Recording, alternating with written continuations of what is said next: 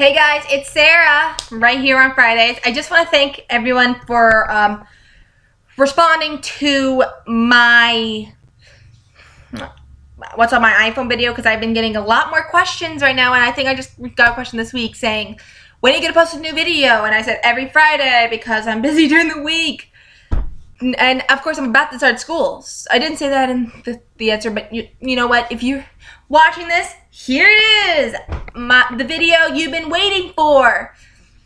And of course I want to touch on some recent news and some old news that I wanted to talk about for a while.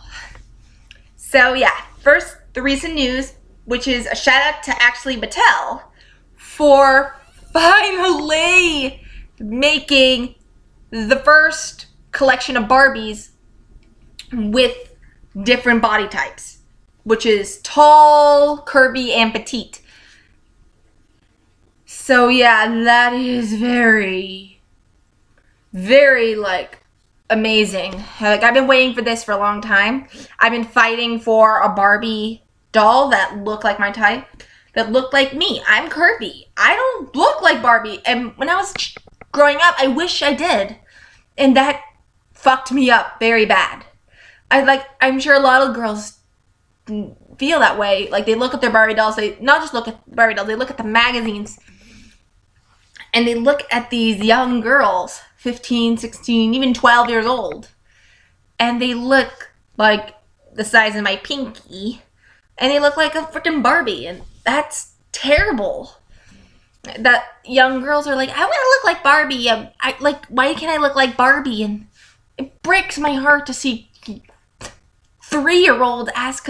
3-year-olds shouldn't even be asking that question of, am I good enough? Do I look good enough? Because looks don't matter when you're that young. You should not be worrying about the looks, especially 3 years old. All you should be worrying about is your Barbies. Is like playing with your toys and having fun and being innocent. And I'm just really happy that this new generation of children is going to grow up with the sense that they can look like their Barbie doll. Not just have the clothes, have something, they can put something together like their clothes, but also have the body type. I saw the commercial of the evolution of Barbie, which showed the dolls. And they said, one little girl said, I'm happy because my Barbie looks like something along the lines of, I'm happy my Barbie looks like me. And I was like, oh my God, finally. I'm 19. I turned 20 in, I think, almost a month.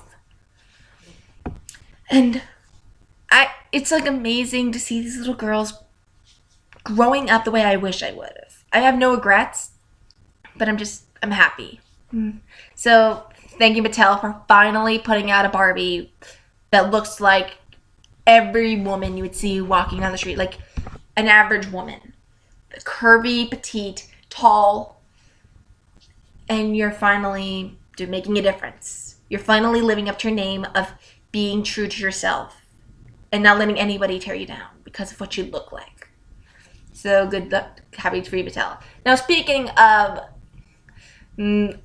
celebrities and young celebrities, this is what the video is about, but it's not about body type. It's actually about Disney and the LGBT community, specifically characters on the Disney Channel. And there's, of course, Disney stars, standing Disney stars. So yeah, I think a few months ago, Roman Blanchard, who's 14 years old, outspoken feminist, and she is on the currently standing Disney show Girl Meets World, which is a spin-off of the 90s TGIF classic Boy Meets World. And this is an amazing show. It touches on issues that we don't talk about usually, at least on the Disney Channel. They don't talk about They had an autistic character. They have who is actually a girl with Asperger's syndrome, which I was very happy about. And they did talk about feminism and how girls do stepways in science, especially during middle school, and how we don't like to speak, most don't speak up for themselves. And the thing is amazing. And of course, value of friendship and finding your identity. It's amazing. But the fact that she's standing Disney star, and this is what happened. She's sitting Disney Star. She came out as queer, saying, I like men and I like women. And I don't identify with that. I think it's amazing that she did that. Because as far as I can tell, no standing Disney star has done that. Specifically standing Disney Channel star. Because, and what I define as specifically as a standing Disney Channel star is a Disney Channel star who is currently standing on a Disney Channel show, not yet been canceled, not been kicked off, not anything, still there. I think it just been renewed for another season. And I think that's amazing. She came out saying, I am queer. I am queer. I'm here, I'm queer. Just get used to it. In a way that she likes boys and girls. And I think that's incredible. Because I don't think that has ever happened before. I mean, yes, Miley Cyrus had came out as, I think it was pansexual a while ago. And she said she came out during her Hannah Montana years to her parents, but not to the public. I don't count that as, like, openly gay. I mean, you come out to your parents, that is openly gay, but you're not really open to the public, especially when you're a public figure.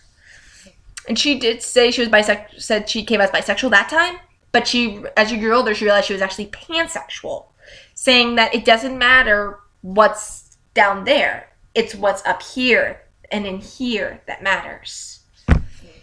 And I think that's incredible, because that is what should be most important in a relationship, is what's on the inside, not the outside. Even though, of course, when you're attracted physically, I mean, I'm a lesbian, so what the hell. I'm just happy, but again, she came out as pansexual way after her show got the boot. Way after Hannah Montana was canceled.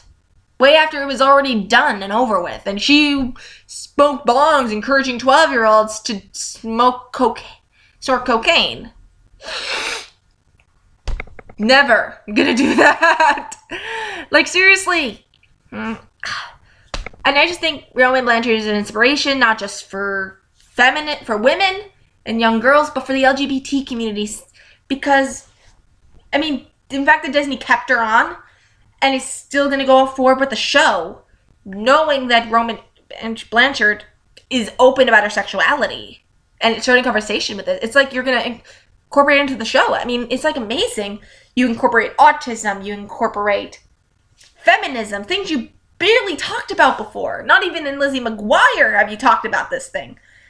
Like, you never really talked about this thing. Like, the most you talked about was the brawl incident in Lizzie McGuire season 1.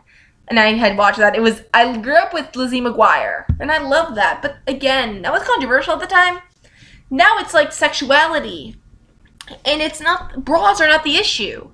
Now it's sexuality and mental disorders. I don't like to say that.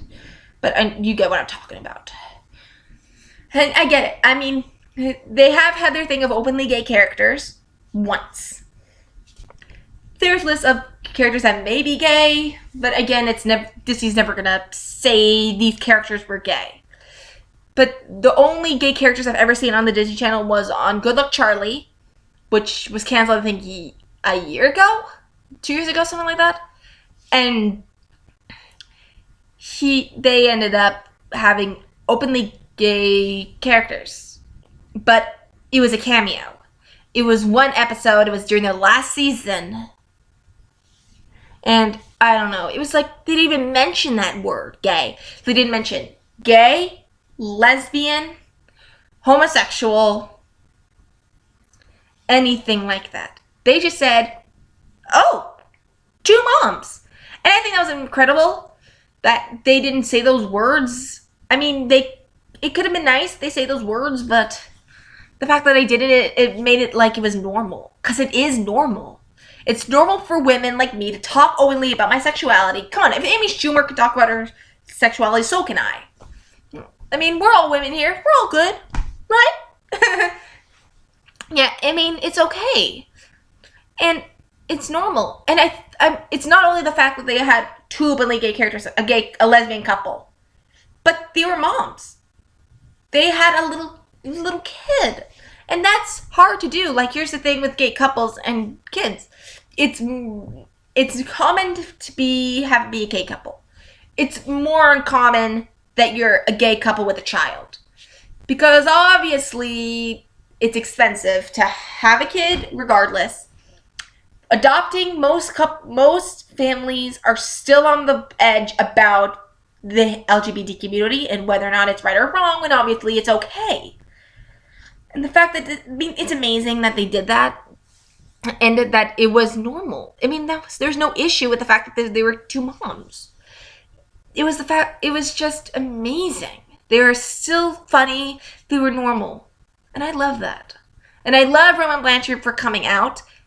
And again, shout out to Mattel for coming out with this fashionista Barbie. And they didn't even call it curvy Barbie. They just called it Barbie Fashionista, which I think is incredible. Like, you can be a fashionista at every size. Now I want every store to stop putting the women's clothes on separate ends of the mall. Plus sizes on one end, regular other sizes on the other. I want all women's sizes to be united in togetherness, so I don't have to be separated with my friends. I mean, I'm losing weight now, but seriously, I don't want other women to feel this way of having to be separated from my friends because my sizes are on the other side of the store. So seriously, Mattel can do this, and Disney Channel is willing to talk about sexuality as well as body type. Let's do this. Hopefully, we're headed to the right direction. Now, let's just not vote Trump into office. And America will be great. Okay, bye.